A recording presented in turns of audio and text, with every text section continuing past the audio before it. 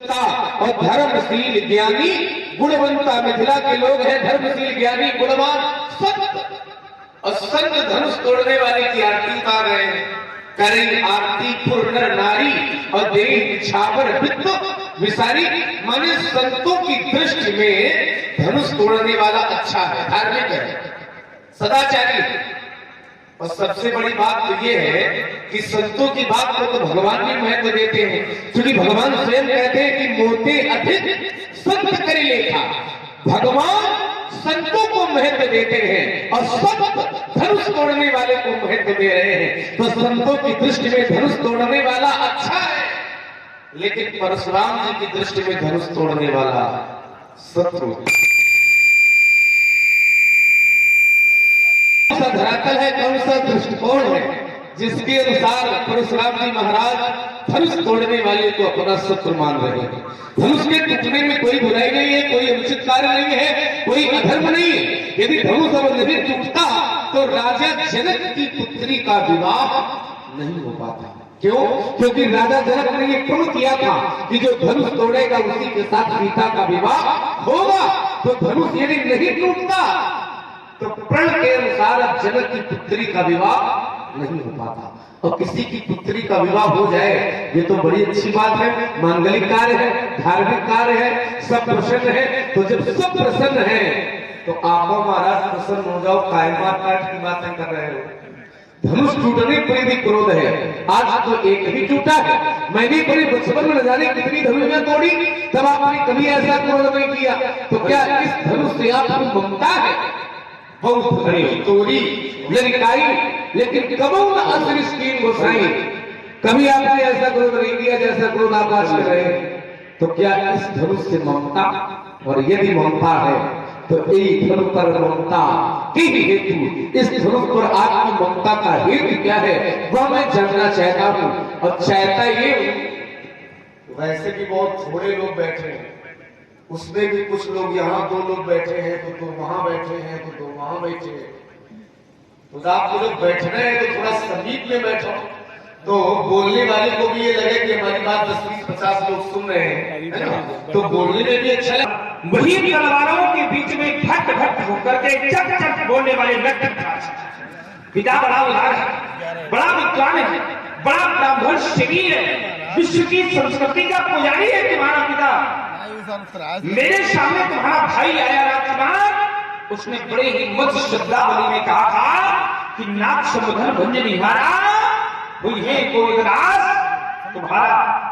तुम जिस समय खड़े हुए मुझे लगा ये भी रघुवंशी राजकुमार है। तुम्हारे भाग के समक्ष मेरे प्रश्न का उत्तर नहीं मिला, और जब तुम खड़े हुए मुझे लगा मेरे प्रश्न का उत्तर कहीं न कहीं से मिल जाएगा। तुमने किया क्या? सुन मुनि वचन लखन मुस्काने, अब बोले धरे अपमान।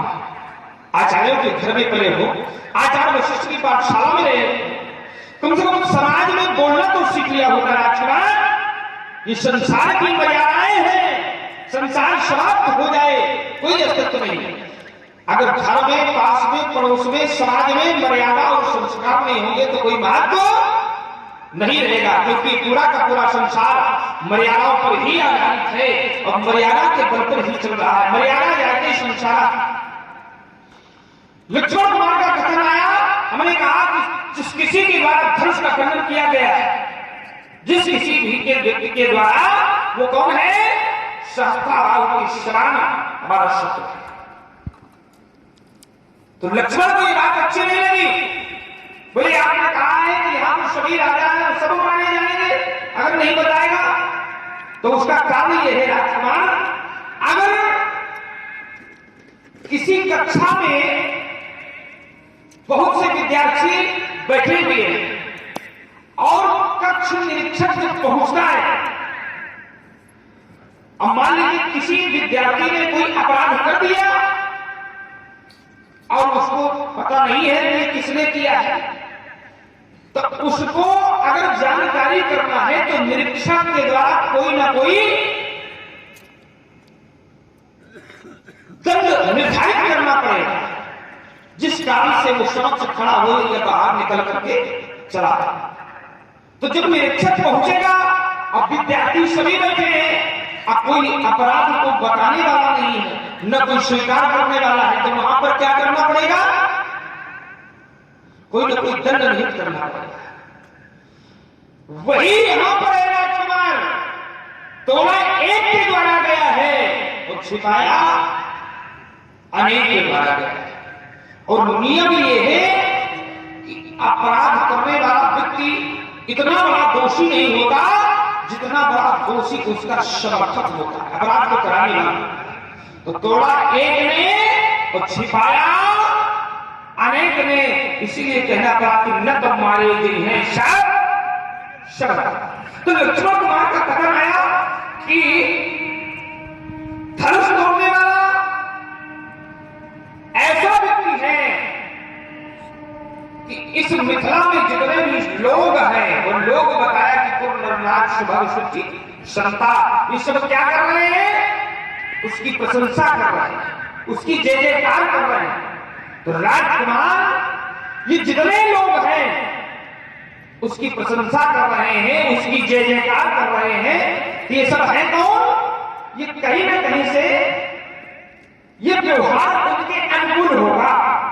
धनुष तोड़ने का जो विकार किया है, तो अगर उनके अनुकूल होगा तो वो उसकी प्रशंसा कर रहे हैं। और ये नियम है, कोई भी कार्य यदि किया जाए, अगर किसी के वो कार्य अनुकूल है तो वो कार्य अच्छा होगा, अगर वही कार्य किसी के प्रतिकूल है तो वो अच्छा नहीं होगा। धनुष तोड़ने वाले ने धनुष तोड़ा, तो जब तोड़ दिया तो कहीं ना कहीं से वो उनके अनुकूल है।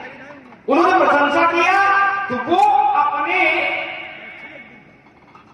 कार्य करने वाले को, अगर प्रभु से कार्य करते हैं या स्वामी के से कार्य करते हैं, तो वो अपने स्वामी और प्रभु के कार्य को दोष के रूप में नहीं देखते। अब धनुष तोड़ने वाला न तो वो हमारा स्वामी है और न ही हमारा वो भगत है और न ही हम उसके भगत हैं, न वो हमारे सामने आया।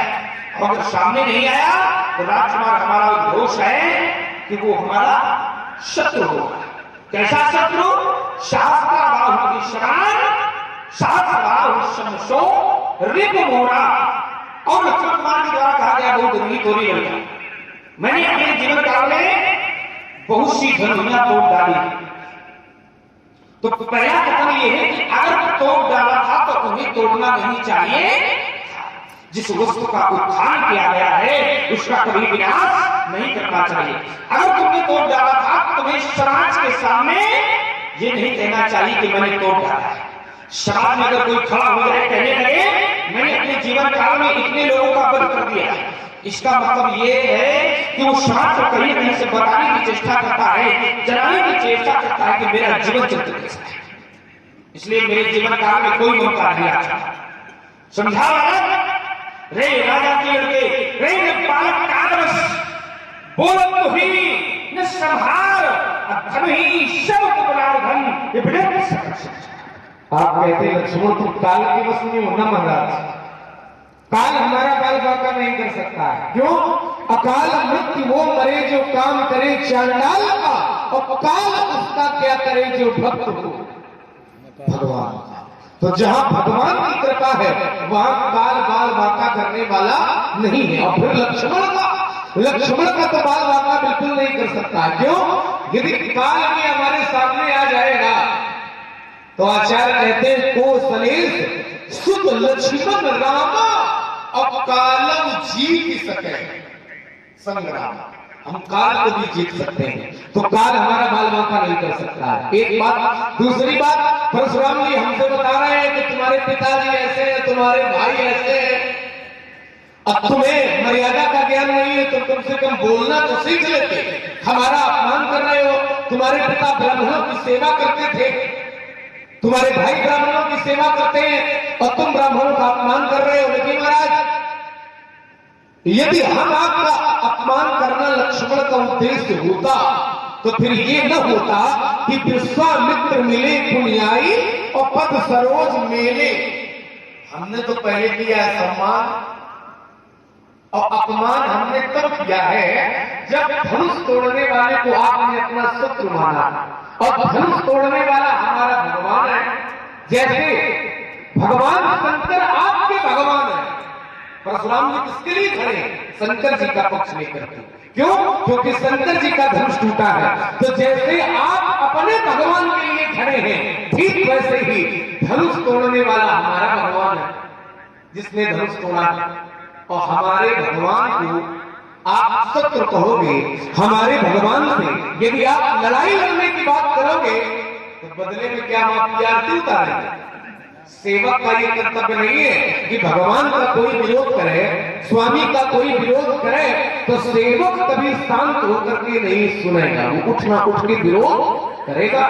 इसलिए हम आपका अपमान कर रहे हैं, इसलिए विरोध कर रहे हैं। दूसरी बात, तीसरी बात, आपने कहा कि लक्ष्मण, जैसे कोई कक्ष निरीक्षक है और कक्ष में पहुंचे तो दंड यदि किसी ने किया, अपराध किसी ने किया तो दंड निर्धारित करेगा, कक्ष निरीक्षक दंड निर्धारित करेगा।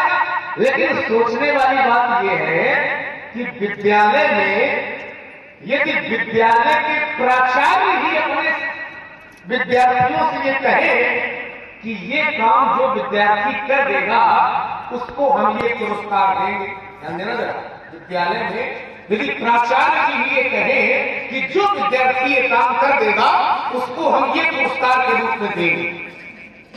जनक ने धनुष तोड़वाया और जनक के घर में रखा था, तो जब धनुष जनक ने तोड़वाया है, विद्यार्थी ने तो तोड़ा है लेकिन तोड़वाया है आचार्य जी ने, तो फिर दोष किसका होगा? तो फिर धनुष तोड़ने वाले को शत्रु आप माने। क्यों? क्योंकि धनुष तोड़ने वाले को धनुष तब तोड़ा है जब जनक ने प्रतिज्ञा की, एक आचार्य ने प्रण किया और उनसे बड़े आचार्य ने आदेश दिया कि उठाओ और उठ करके धनुष तोड़ दो, उठो अमुक भंजो उठो चापा और मेटम तात जनक पर। तो आचार्य प्राचार्य सब मिलकर काम करवा रहे हैं और कच्छ निरीक्षक पहुंचे जब टूट गया। जी हाँ, आप हैं आदरणीय लक्ष्मण वाली नहीं है। इसी पर इन्होंने एक वाक्य और दिया था कि लक्ष्मण धनुष तोड़ने वाले ने किया है अपराध और इन लोगों ने छिपाया है, तो अपराधी को छिपाने वाला उससे बड़ा अपराधी। देखिए महाराज, आप कहते हैं धनुष तोड़ने वाले ने अपराध किया है, ये आपकी दृष्टि हो सकती है, लेकिन हमारी दृष्टि में धनुष तोड़ने वाले ने धनुष तोड़ करके कोई अपराध नहीं किया। क्यों? यदि तोड़ना अपराध होता तो धनुष तोड़ने वाले ने तो महाराज आज शंकर जी का धनुष तोड़ा है, लेकिन तुमने तो महाराज शंकर जी के लड़का का दांत तोड़ दिया। शंकर जी के पुत्र गणेश जी के पहले 2 दांत थे, लेकिन अब क्या कहा जाता है? एक दंत दयावंत, एक दांत यही तोड़े बैठे। समझो, यदि धनुष तोड़ना अपराध है तो फिर दांत तोड़ना तो महाअपराध है। क्या आपने जब शंकर जी के पुत्र का दांत तोड़ा तो क्या आपको उसकी विरोधी माना गया? क्या आपको अपराधी माना गया? ऐसे ही धनुष तोड़ने वाले ने धनुष तोड़ा है तो इसमें उसने कोई अपराध नहीं किया है, कोई अनुचित कार्य नहीं है, कोई अधर्म नहीं है। धनुष का टूटना अब समय की मांग बन चुका था और आचार्य कहते भी हैं कि मनुष्य बलि नहीं होता है, समय हो और समय समय पर होता है, समय समय की बात। और किसी समय का दिन बड़ा तो किसी समय की जब आवश्यकता थी, समय की आवश्यकता जब थी तो राजा जनक ने इस धनुष का पूजन किया, लेकिन अब आवश्यकता थी इसके टूटने की तो ये टूट गए। यही संसार का क्रम है, ऐसे ही जीवन चक्र चलता है। ये कोई आवश्यक नहीं है कि जो आज सुरक्षित है वो हमेशा सुरक्षित ही रहेगा।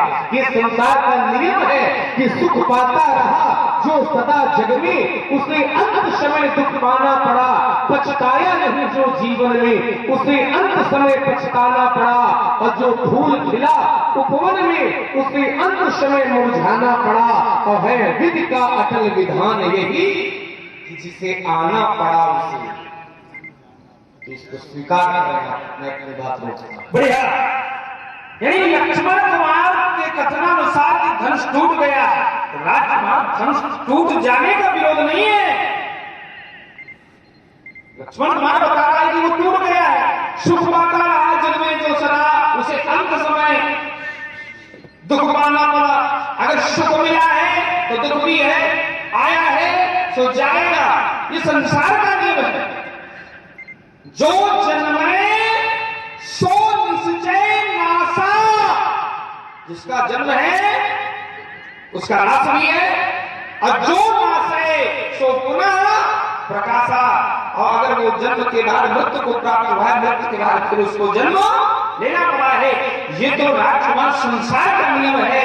ये धनुष टूट जाने का, धनुष क्यों टूट गया ये बात नहीं है। हम कहते हैं कहूं चलो जनक धनुष के ही तोड़ा, किसने तोड़ा है?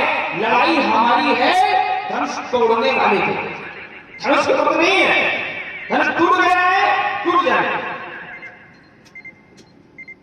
अगर धनुष टूट गया, इसलिए कि अगर तुम सिद्धांत लगाते हो तो ये संसार का नियम है, वो तो जाना है, लेकिन किसके द्वारा तोड़ा गया उसको हम जानना के ही तोड़ा। अब तुम बता रहे हो धनुष को।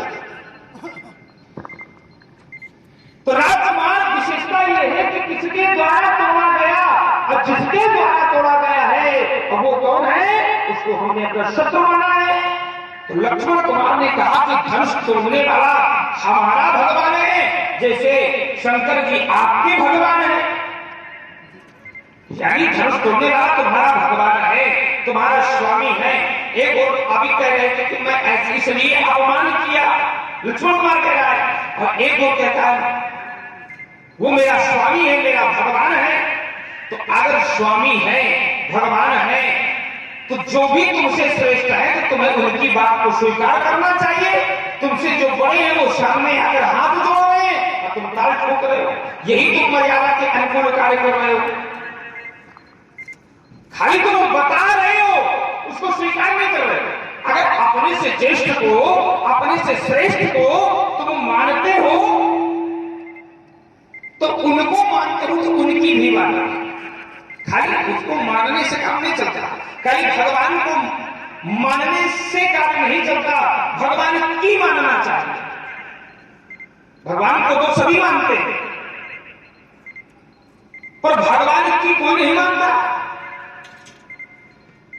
तो अपने भगवान की भी मान लो, अपने से जो ज्येष्ठ श्रेष्ठ है उनकी भी मान लो।